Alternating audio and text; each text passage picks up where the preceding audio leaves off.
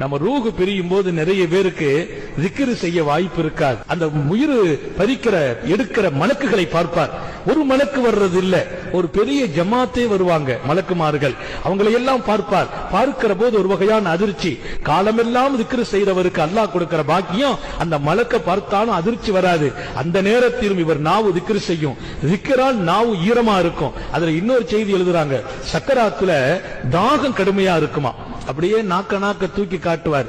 நம்ம தண்ணிய கொடுத்தாலும் அது உள்ள இறங்காது. ஆனா தாகம் கடுமையா இருக்கும். நாக்கு வறண்டு போய் இருக்கும். நாக்க நீங்க பார்க்கலாம், காய்ந்து போய் இருக்கும். யார் வளமையா திக்ர் செய்வார்களோ அவர்களை குறித்து பெருமானார், உன்னுடைய ரூஹு பிரியும் போது திக்ரால் உன் நாவு ஈரமா இருக்கணும். இதுக்கு ஒரு விளக்கம் எழுதுவாங்க, திக்ர் வளமையா செய்யறவர் சக்கராத்தின் தாகத்திலும் அவர் நாவு வறண்டு போகாது. அல்லாஹ் நம்ம எல்லாருக்கும் தௌபீக் செய்வார்.